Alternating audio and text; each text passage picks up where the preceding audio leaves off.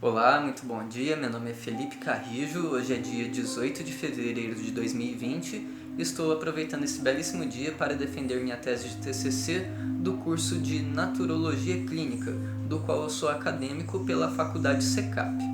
E o tema do meu TCC é Coluna Vertebral, uma abordagem naturológica. E eu vou começar minha exposição explicando um pouco sobre o que é a coluna vertebral.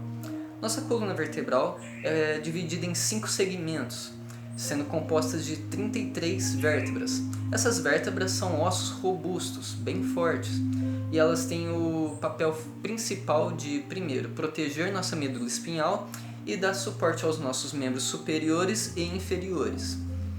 Esses 5 segmentos são divididos no primeiro segmento cervical, constituído por 7 vértebras cervicais, 12 vértebras torácicas, 5 vértebras lombares, 5 vértebras sacrais e dependendo de indivíduo para indivíduo, 3 a 4 vértebras coxígeas. Nossa coluna consegue executar 6 movimentos diferentes. São elas flexão, extensão, rotação direita, rotação esquerda, lateralização direita, lateralização esquerda. E com o auxílio dos músculos e demais segmentos que suportam todos esses ossos, conseguimos desenvolver diversas atividades que exigem mobilidade, esforço físico, portanto conseguimos levantar uma determinada carga de peso, pois nossa coluna tem capacidade para isso. E aprofundando um pouquinho mais no quesito da coluna vertebral, sobre um ponto de vista naturológico, eu preciso falar sobre o nosso sistema nervoso.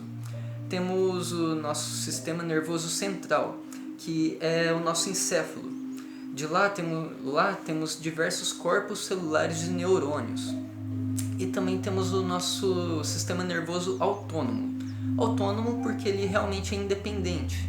E temos dois sistemas nervosos autônomos. Temos o sistema nervoso autônomo simpático e o sistema nervoso autônomo parasimpático. Nosso sistema nervoso autônomo parasimpático está mais presente no nosso dia a dia. Ele funciona a maior parte do tempo no nosso dia a dia. E esse sistema, o que ele faz? Ele promove o nosso ritmo biológico normal. Por exemplo, eu estou aqui, não estou exercendo nenhuma atividade física forçada, então o meu batimento cardíaco tem um certo parâmetro que ele está funcionando agora, um parâmetro normal. A minha respiração está uma respiração normal. Enfim, o meu metabolismo está funcionando de uma maneira estável. Uma maneira que em inglês o pessoal tem um termo que se chama to rest and digest, ou seja, descansar e digerir.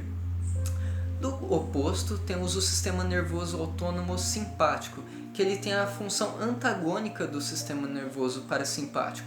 Ou seja, enquanto o sistema nervoso parasimpático me deixa, entre aspas, relaxado, pronto para descansar e digerir, o sistema nervoso simpático ele tem a função de me promover um aporte maior de oxigênio, acelerar meus batimentos cardíacos, porque ele é considerado um sistema nervoso de luta ou fuga, to fight or to flight, do inglês.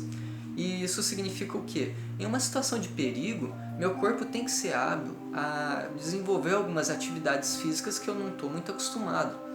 Por exemplo, correr, eu preciso pular, ou em alguma situação diferente eu preciso lutar. E para isso, o que acontece com o nosso corpo? Enquanto o meu sistema nervoso parasimpático está atuando, que eu estou descansado, de repente eu preciso de um estímulo de fuga ou de luta, meu sistema nervoso simpático toma conta e diversas coisas ocorrem nesse meio tempo. Além da pressão sanguínea elevar, minha pupila dilata, dentre outras coisas. Meu intestino para de receber sangue, para mandar o sangue para as extremidades, para o sistema musculoesquelético, para que eu consiga desenvolver uma atividade metabólica dos meus músculos com mais eficiência. E, portanto, depois que acabar esse momento de luta ou de fuga, eu vou me acalmando e o meu batimento cardíaco vai voltando ao normal, minha respiração fica menos ofegante, e nisso o que acontece? O meu sistema nervoso autônomo parasimpático toma conta novamente do jeito que tem que ser. Ou seja, nosso sistema nervoso autônomo simpático é essencial e está presente todos os dias de nossa vida, entretanto em alguns momentos específicos. Para que isso ocorra, existem as sinapses. Sinapse é a comunicação de um neurônio com outro neurônio.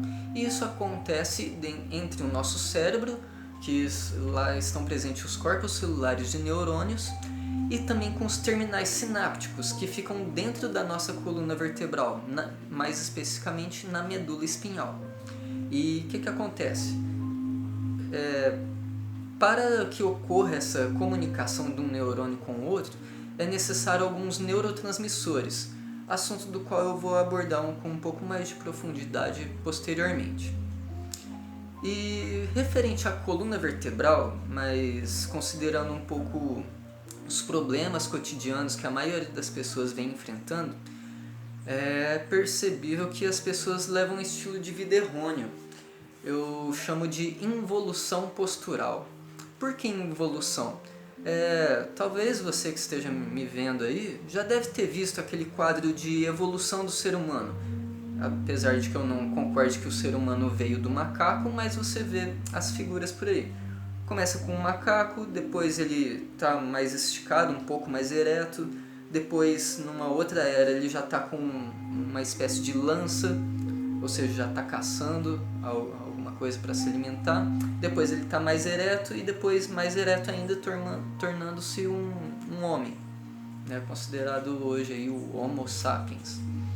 Só que o que acontece? Eu vejo que essa coluna ereta que o ser humano desenvolveu, ao longo do tempo, principalmente nesses últimos anos, era de tecnologia, tudo muito cômodo para as pessoas.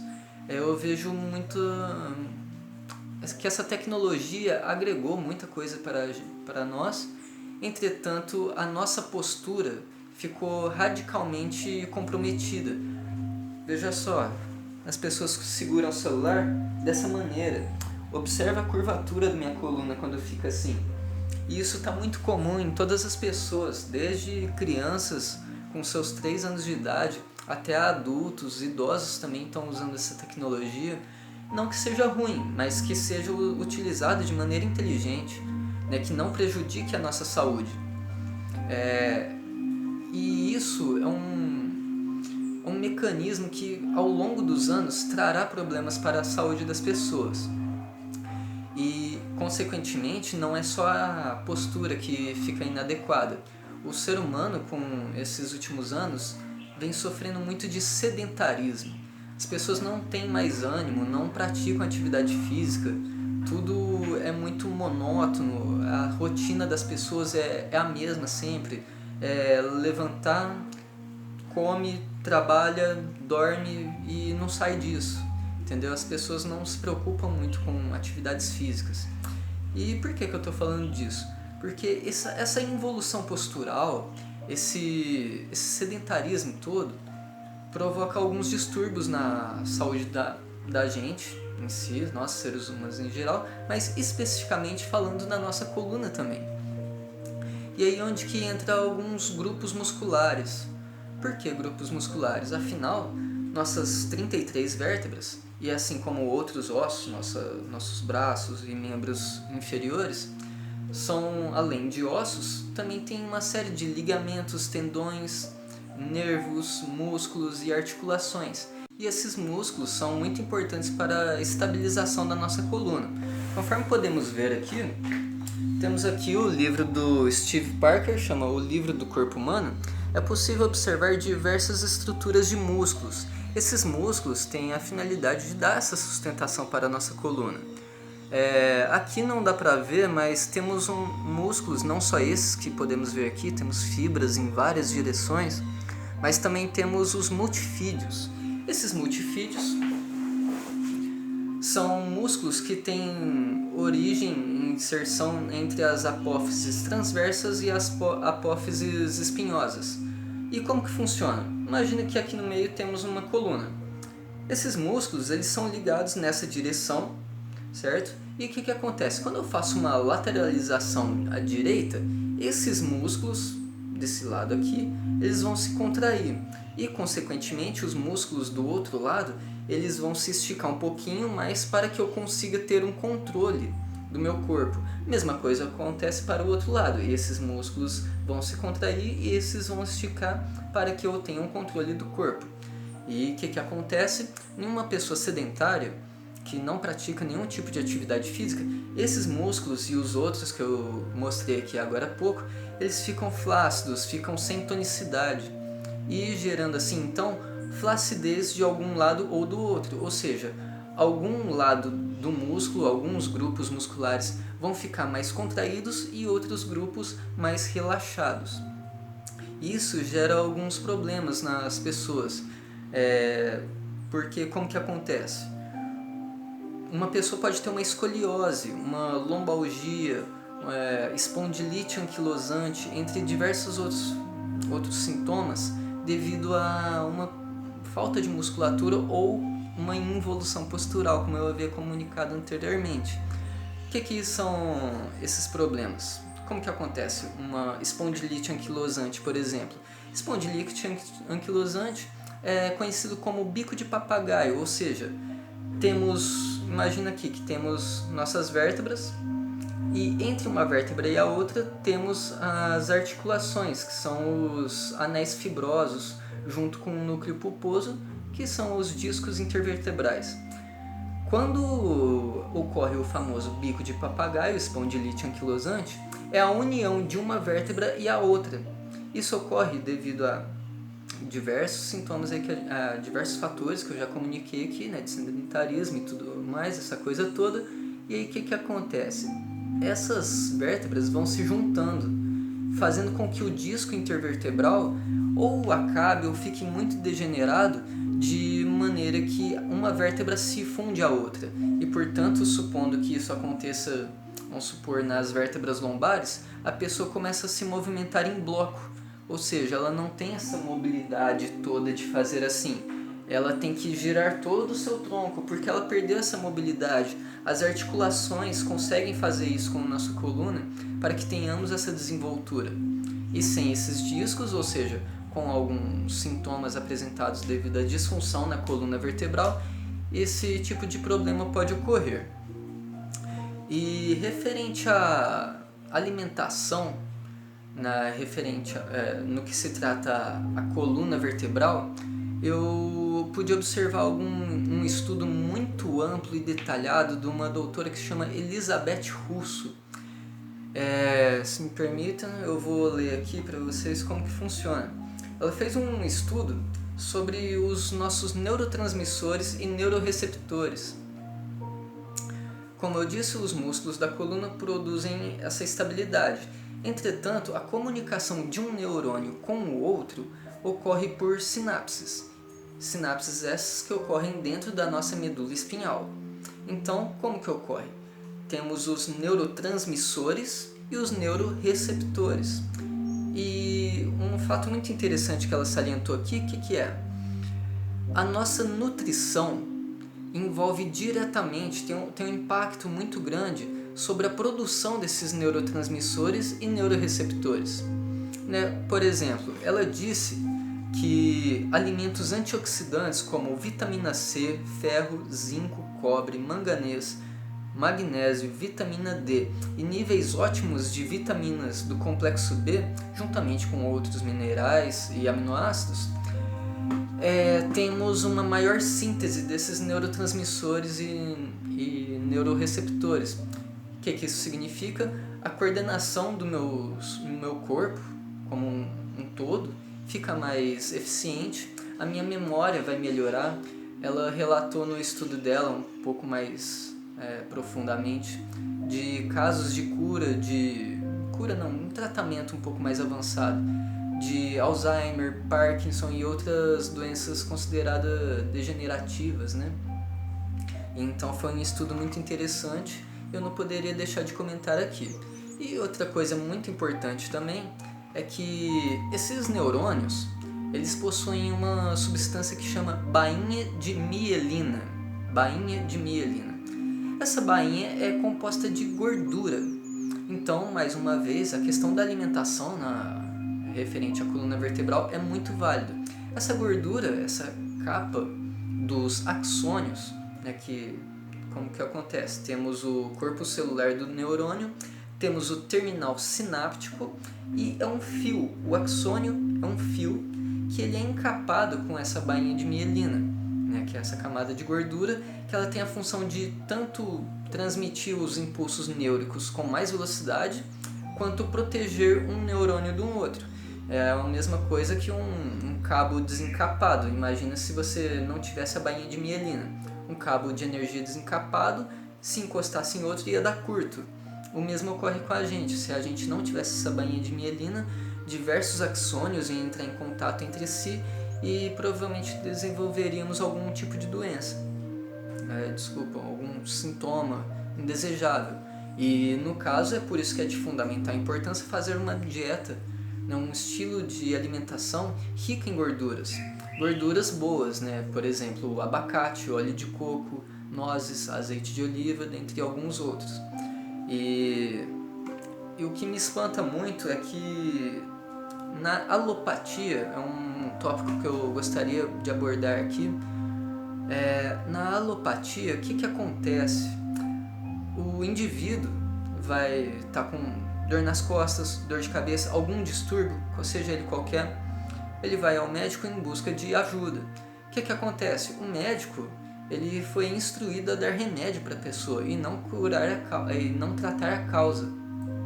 E isso gera uma série de problemas, porque vamos supor, a pessoa está com dor de cabeça, faz tempo, a pessoa relata isso para o médico. Vai lá e toma esse remédio aqui. A pessoa vai tomar esse remédio durante um período de tempo. Ela vai ter essa dor analgesiada, entretanto não vai ser tratada a raiz do problema. Ele não faz uma investigação do que gerou essa dor de cabeça, ou seja lá qual o problema que a pessoa tenha. Não foi feita uma investigação. E é isso o que eu estou criticando, porque isso é feito a nível global, entendeu? As pessoas têm ficado mais doentes. A expectativa de vida tem aumentado, mas exatamente por causa disso, dos remédios. Isso é muito alarmante, porque as pessoas estão sobrevivendo mais, não vivendo. Então, uma diferença, uma palavra que faz toda a diferença. Os médicos, na minha concepção, deveriam buscar um pouco mais de ver a solução real do que seria o problema da pessoa que está ali passando na consulta com ele. Enfim, não estou dizendo que remédios não são importantes, que não são eficazes de maneira alguma. Só acredito que eles deveriam ser utilizados em casos pontuais, com uma certa estratégia, de maneira que a pessoa teve um ferimento muito grave, está jorrando sangue e precisa fazer uma sutura, precisa tomar algum antibiótico, enfim, algum medicamento para essa situação específica e não generalizar como é feito hoje em dia.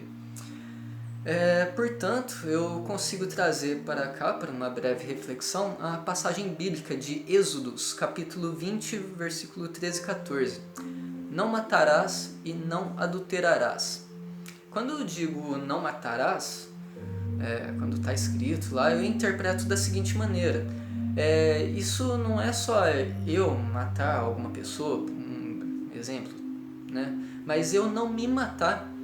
Ou seja, eu acabei de falar sobre a importância de uma alimentação adequada e o que acontece é que hoje em dia a alimentação das pessoas é muito precária, entupido de alimentos cheios de conservantes, edulcorantes, emulsificantes, toda sorte de toxinas que o nosso corpo não é capaz de absorver.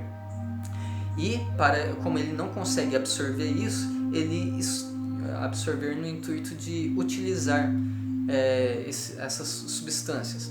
Então o que o corpo faz? Ele absorve na forma de toxina e isso vai sufocando nossas células, provocando hipóxia. Hipóxia é a deficiência de oxigênio nas células e isso promove um monte de disfunções orgânicas. Imagina só, uma célula com deficiência de oxigênio, que ela por si só ia parar de se reproduzir devidamente. Um conjunto de células deficientes vão provocar tecidos lesionados. Um breve exemplo, uma pessoa está com uma ferida aqui que não cicatriza, ela está com um sangue extremamente ácido devido à alimentação errada e as células dela não têm capacidade de respirar. É impossível que a homeostasia dela consiga fazer o seu trabalho de regenerar esses tecidos.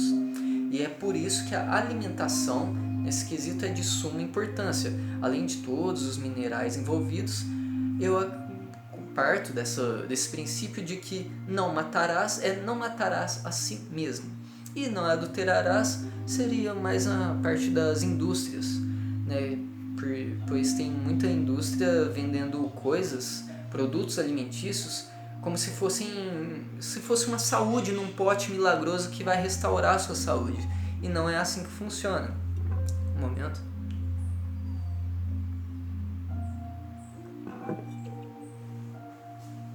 E não é assim que funciona, porque quando você altera a característica física, química, biológica de algum produto, esse produto que a gente está ingerindo, que deveria ser um produto natural, não vai ter uma biodisponibilidade dentro do meu organismo. E isso leva a todos esses tipos de problemas que eu relatei aqui agora há pouco. Então, não adulterarás é outro quesito bíblico que eu consigo trazer aqui para explicar um pouquinho, com um pouco mais de detalhe, essa parte. E tem uma citação muito boa do Dr. Lair Ribeiro, é um médico do qual eu acompanho há muitos anos, tenho uma enorme admiração por ele. Ele diz o seguinte: se você não tiver tempo para cuidar da sua saúde, um dia você precisará de ter tempo para cuidar da sua doença. Então, visto tudo que eu expus aqui até agora, é notável que se a gente não cuidar da nossa saúde, tanto na questão da alimentação, nossa postura, entre outros fatores, vamos desenvolver alguns sintomas desagradáveis. As pessoas vão buscar os médicos que por si só não vão tratar a causa do problema que gerou isso, muito pelo contrário, darão toxinas para as pessoas, aumentando o grau de intoxicação delas e, portanto, são pessoas doentes. E um dia ela vai precisar cair na real, que ela vai precisar mudar o estilo de vida dela se ela quiser se resolver, se livrar de seus males. Mudar o estilo de vida para um estilo de vida saudável em prol de obter saúde, de se desintoxicar e viver uma vida plena com qualidade de vida, disposição e energia, e muito vigor.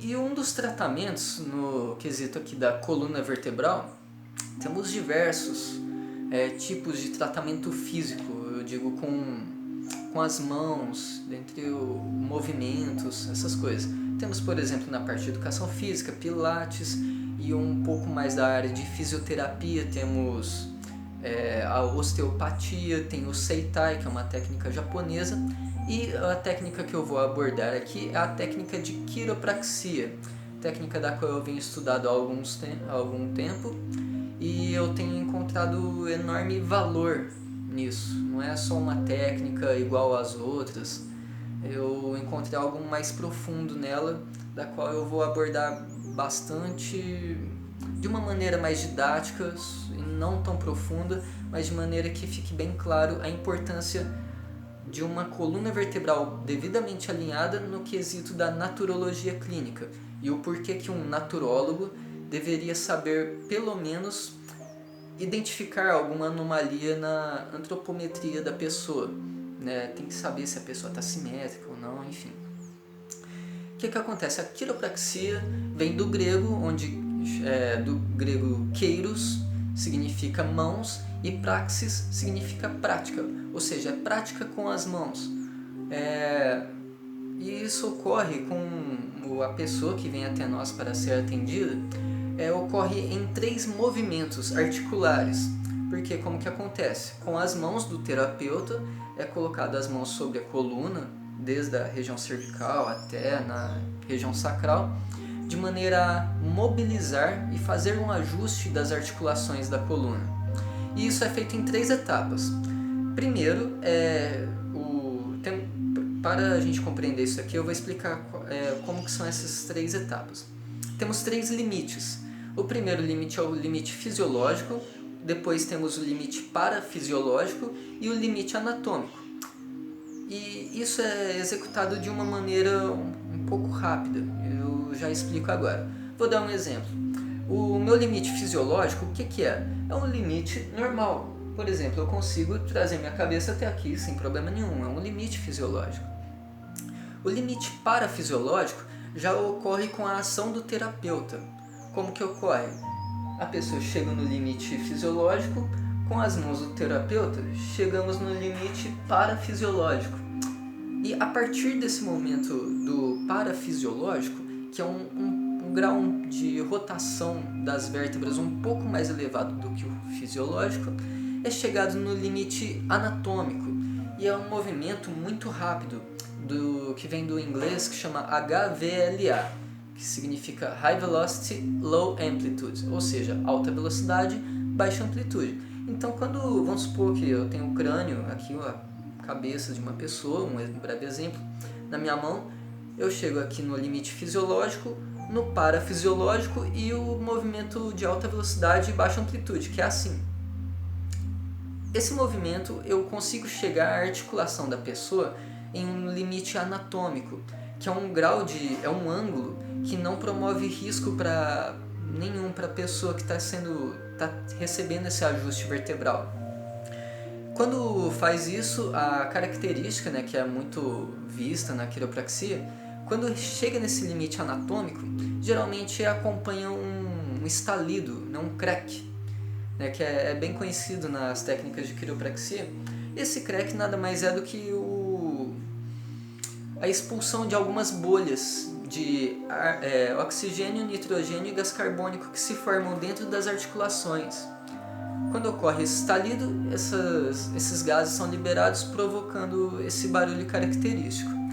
E qual que é a importância disso? Qual que é a importância de manter essa coluna devidamente alinhada, por exemplo, com as técnicas de quiropraxia?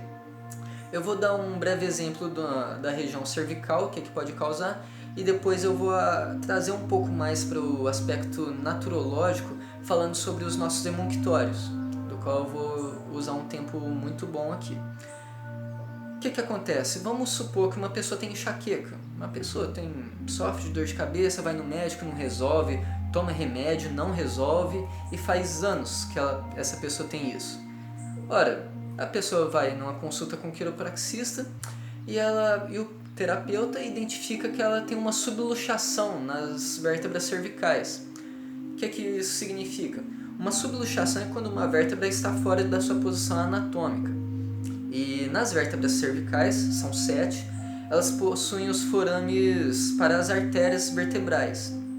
Dentro dessas artérias, elas é o fluxo sanguíneo que sai da aorta, aqui quando o nosso coração bombeia o nosso sangue, passa dentro desses forames, nossas artérias, e irrigam o nosso encéfalo, especialmente na região de trás, aqui na parte posterior, no cerebelo.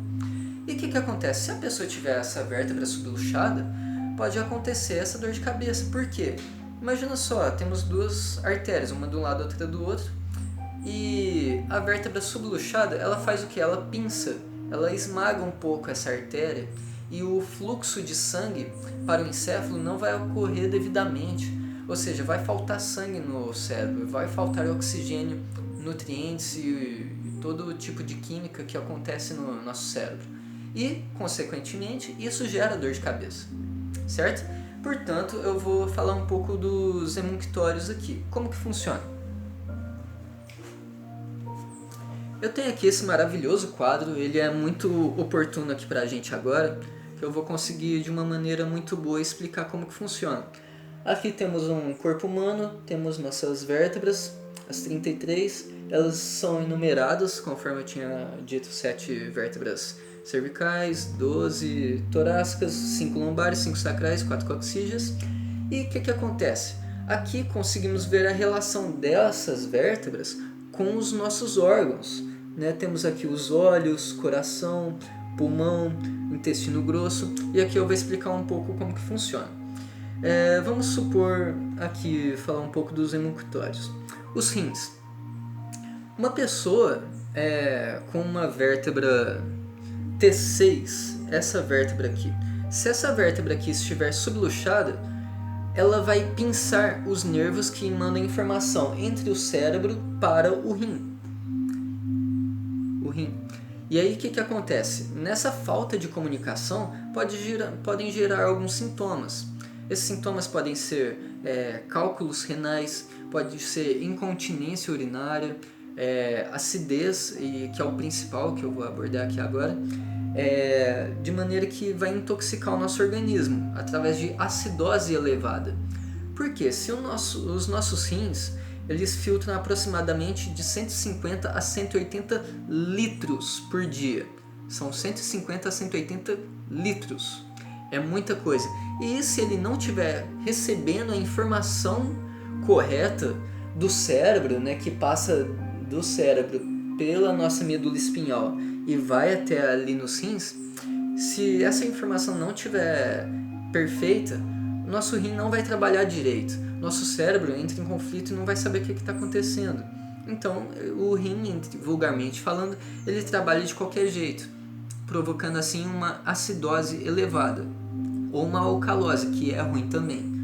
Do mesmo jeito acontece com aqui nossa pele.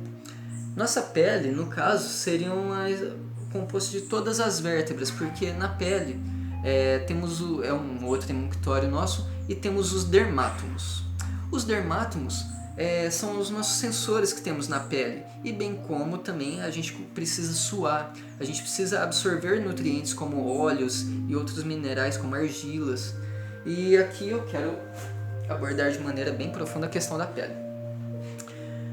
Principalmente mulheres, elas se intoxicam demais. A pele é uma segunda boca nossa, é um emunctório que além de eliminar suor, toxina e todo tipo de coisas, ela também é um órgão, maior órgão do nosso corpo humano, que consegue absorver óleos e minerais, por exemplo, com o uso da argila. Entretanto, geralmente mulheres pegam produtos, né, de beleza, cosméticos, que está entupido de substâncias tóxicas e passam na pele, na sua pele.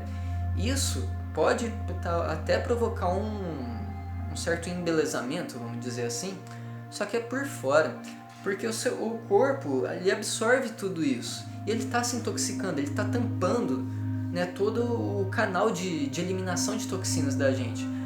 Homens, mulheres, todo mundo geralmente usa aqueles desodorantes aerosol, por exemplo, está entupido de alumínio, um monte de metais tóxicos e outras substâncias que são prejudiciais ao nosso organismo. E isso trava nossa rede linfática, isso trava nossa sudorese, né, que a gente precisa suar, temos que suar todo dia. Então, os dermátomos, eles têm essa função tanto de sensitiva, né, na pele da gente, a gente sente pressão, tato, calor, vibração, a gente consegue perceber todos esses estímulos. E o que acontece? Se uma pessoa tiver com algumas vértebras, um conjunto de vértebras subluxadas, esses dermátomos também ficam comprometidos, comprometendo também essa sudorese para equilibrar a eliminação das toxinas, consequentemente a absorção de nutrientes, e também a nossa questão sensitiva, né? Tem gente que não sente a perna, por quê? Deficiência de algum nervo que inerva essa região específica. Também temos aqui outro emunctório. Vamos falar agora do pulmão. O pulmão ele é inervado pela vértebra T3. O que isso significa? Uma pessoa com uma vértebra T3, né, a terceira vértebra torácica subluxada, essa pessoa vai ter dificuldade respiratória. Pode ser que ela respire mais com um pulmão do que com o outro. Pode ser que ela respire só com pouca porcentagem dos pulmões. Ela pode desenvolver tosse, enfim, todo tipo de sintoma respiratório que a gente não gostaria. E o que acontece? Isso é muito importante. Arthur Guyton diz que o oxigênio é a substância mais importante que a gente tem no nosso sangue. Então, para que isso ocorra devidamente, a troca entre a gente receber oxigênio e eliminar gás carbônico é de suma importância que nosso pulmão esteja funcionando devidamente. E isso não ocorreria se uma vértebra T3 estiver subluxada.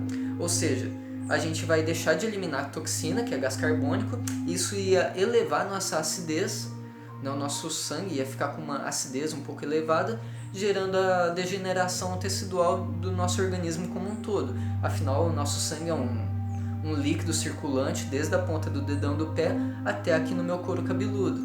Então, para isso é muito importante que nosso sangue seja muito rico em oxigênio, obviamente na proporção certa, né? Então é por isso que é importante ter a nossa coluna vertebral alinhada, para que não ocorra nenhum tipo de disfunção orgânica do pulmão, do rim, como eu disse anteriormente, e dos nossos dermátomos da pele.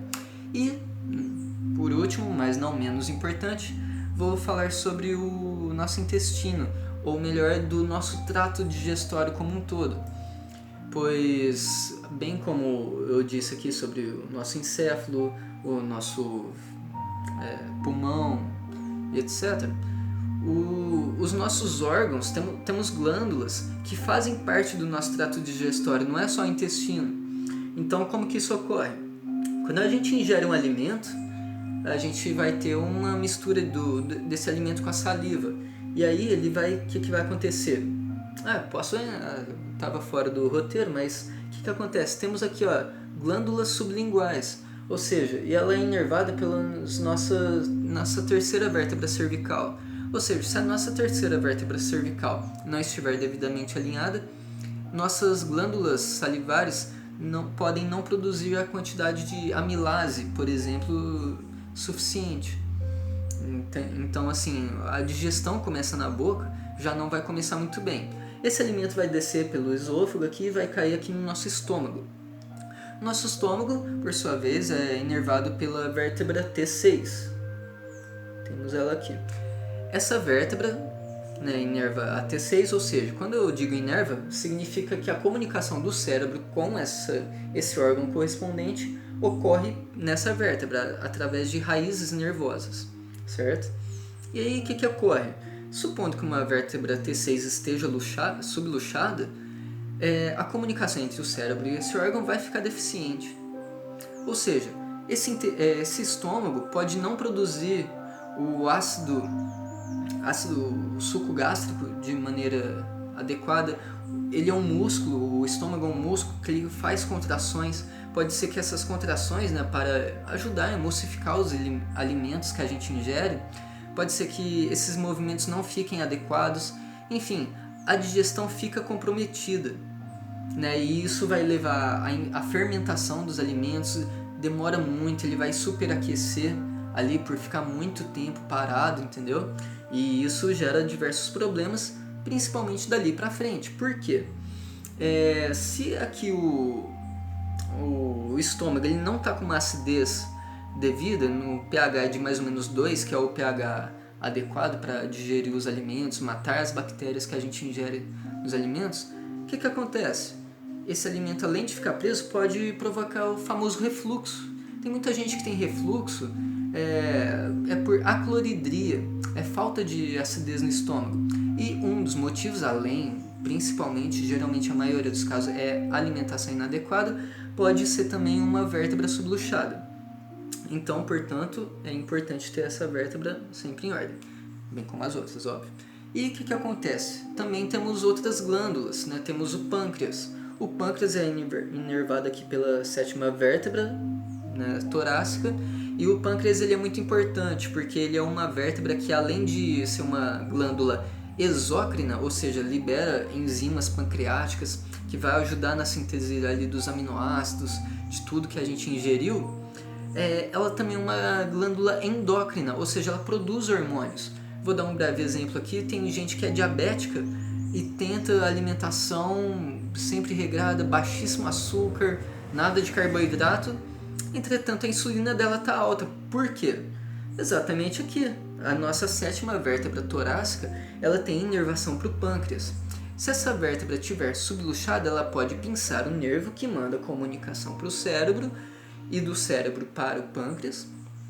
E o que acontece? Fica uma comunicação deficiente, o cérebro não sabe se manda o pâncreas produzir mais insulina ou menos insulina. Simples assim.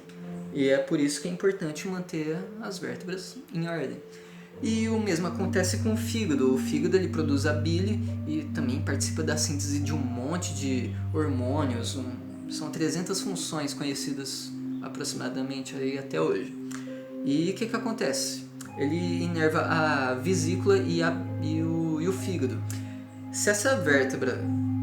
desculpa, eu não falei. A vértebra T5 e a T4 inervam o fígado e a vesícula. Se essas vértebras estiverem subluxadas, não vai produzir bile adequadamente, não vai produzir a síntese normal do órgão. É um órgão que ele é um elemento filtrante. Tudo que a gente ingere é absorvido pela corrente sanguínea e passa primeiro pelo fígado. Então ele recebe muita toxina e minerais, vitaminas, ele que vai sintetizar tudo. Então se essa comunicação entre o cérebro e o fígado não estiver adequada, essa síntese metabólica não vai estar em ordem, gerando diversos problemas na saúde das pessoas. E também temos os intestinos. Os intestinos, por exemplo, o intestino delgado, ele é inervado pela vértebra T12, a 12ª, que é a última vértebra da região do tórax. Essa vértebra, ela inerva aqui o intestino delgado, e o intestino delgado o que faz? Ela absorve nutrientes. Ela faz um movimento de peristaltismo do bolo alimentar com o intuito de ir movendo essas substâncias, que é o quilo, para que a gente consiga ir absorvendo e aos poucos drenando um pouco da água até chegar no intestino grosso. O intestino grosso, por sua vez, vai filtrar toda essa água, grande parte dela, para que seja reabsorvido pelo nosso organismo, que é uma água extremamente rica em minerais, e a partir dali vai se formar o bolo fecal e também promover o peristaltismo.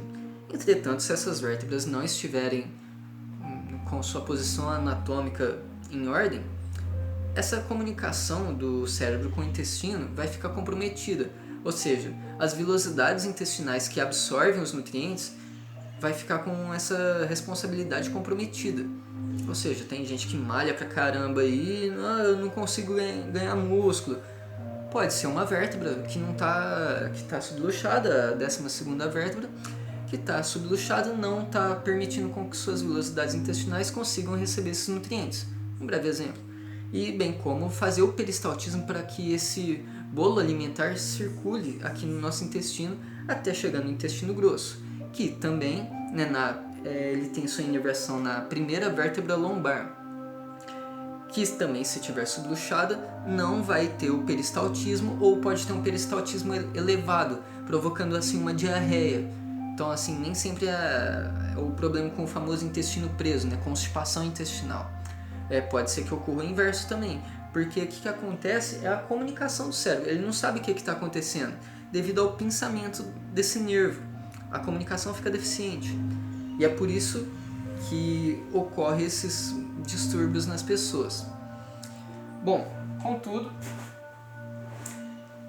o intestino com essas vértebras subluxadas, o trato digestório como um todo, pode sofrer bastante. A pessoa pode desenvolver diversos quadros de sintomas devido a todo esse conteúdo exposto aqui sobre o trato gastrointestinal, gerando uma acidez elevada. As fezes ficam presas no intestino e a gente continua chupando essa substância ácida, tóxica, e não tem organismo que sobreviva a isso. O envelhecimento é precoce, diversos sintomas podem aparecer, desde uma simples acne, que é um método um sistema que o corpo tem de tô precisando sair, tudo toxina. Entendeu? E do mesmo jeito funciona com o intestino da gente. O intestino preso é o intestino de uma pessoa não saudável. E é por isso que é importante, trazendo para um ponto de vista naturológico, que o naturologista clínico tenha olhos clínicos, que ele consiga observar algumas características dessas, da antropometria da pessoa. Né?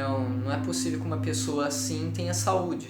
Né? Aqui já dá para ver um desvio na clavícula, né? Ou consequentemente uma escoliose, dentre outras coisas. Tem pessoas também que têm um sério problema, que é as pessoas conversam assim. Tá vendo que minha face está apontando para uma direção e meus olhos estão aqui? O que acontece? A nossa região occipital, né, junto com as vértebras cervicais, estão desalinhadas. Isso gera aqueles quadros, né, que eu comentei agora há pouco de, né, dor de cabeça, enfim. Estou contextualizando isso só para entender como que funciona.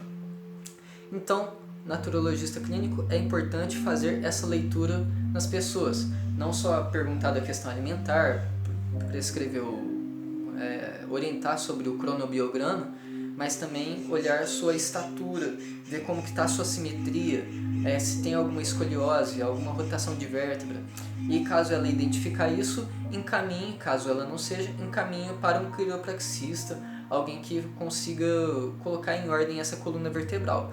Pois, na minha concepção, de tudo que eu estudei aqui até hoje, que inclusive fechando esse trabalho de conclusão de curso, onde eu quero chegar, é impossível que uma pessoa tenha saúde plena, vigor físico, intelectual, espiritual. É impossível que uma pessoa consiga ter com uma coluna desalinhada. É impossível. Isso vai gerar transtornos mentais nela, pois afinal ninguém quer dor na coluna, tá doendo. Isso gera transtornos nela, a pessoa não fica feliz, ela dorme mal, come mal, enfim, uma série de fatores que acomete isso daí e a pessoa não consegue ter saúde. Bom, a minha tese do TCC eu vou finalizando ela por aqui, com um seguinte texto muito oportuno do Augusto Branco. É um escritor e escreveu um texto que chama A Dor. A dor. Crescer dói. Você pode ter as melhores instruções do mundo e seguir uma vida tranquila, mas você só conhecerá a tua força e a tua sabedoria quando fores submetido à dor, ao sofrimento. A dor é uma mestra cruel. Ela cega, revolta, magoa, fere no mais íntimo do teu espírito. Mas, se conseguires vencer a escuridão da dor, resplandecerá em ti a luz de uma pessoa vitoriosa, dona de uma felicidade calma e ao mesmo tempo contagiante, típica das pessoas que já conhecem bem esse mundo. Mas o sofrimento não acabará. O mundo continuará tendo a sua natureza fascinante, linda, amarga e cruel. E não faltarão forças que tentarão te colocar de joelhos. A diferença é que neste momento você não cairá mais. Você terá vencido a dor e agora apenas paz e a felicidade te esperarão. E, portanto, com todo esse conteúdo que a gente viu, esse texto muito oportuno, ou seja, a vida não é só a felicidade, a gente precisa contribuir para que tenhamos uma vida saudável, seguindo os 8 remédios naturais deixados por Deus, né, muito salientado pela Ellen Goldwhite, e fazer que não só uma alimentação saudável, isso não basta, precisa que um hábito de vida saudável esteja presente. Afinal, a frase unânime, né, mais profunda da naturologia clínica é: saúde não se adquire, saúde se cultiva. E assim eu finalizo com uma frase bíblica de João 5,14. Estás curado, vai e não peques mais, para que não te suceda coisa pior. Ou seja, cuide do seu corpo e faça isso um hábito. Não deixe que coisas ou a sociedade fique impondo: não, toma uma cervejinha, toma um refrigerante, não, uma vez só não dá nada não. Isso é extremamente prejudicial, não faça disso um hábito. Tenha hábitos de vida saudáveis em prol de uma vida saudável, agradando ao nosso Criador. Bom, eu finalizo aqui meu trabalho. Eu quero agradecer imensamente ao meu querido professor, mestre, né, professor Jean Alves Cabral, que conseguiu ministrar com muita maestria esse curso de naturologia clínica. Estou muito satisfeito, aprendi demais, foi uma evolução não só mental, mas espiritual, né? Mexe bastante com a gente devido ao conteúdo profundo que é estudado. Gostei muito, tenho eterna gratidão por isso. Quero agradecer aos familiares que me apoiaram durante esses 2 anos de estudo. Quero agradecer também aos diversos colegas que eu fiz aí no curso de Naturologia Clínica. E em especial, né, meu amigo, né, não é só mais um colega, é um verdadeiro amigo, o Carlos Henrique Teotônio. Gratidão por tudo que o senhor tem feito aí por mim. E é isso, quero agradecer a todos, principalmente a Deus, pela água, pela terra, por todo o universo e pelo dom de estar vivo, né? Poder aprender, contribuir e evoluir fisicamente, mentalmente, espiritualmente, de um ser holístico como um todo. Gratidão.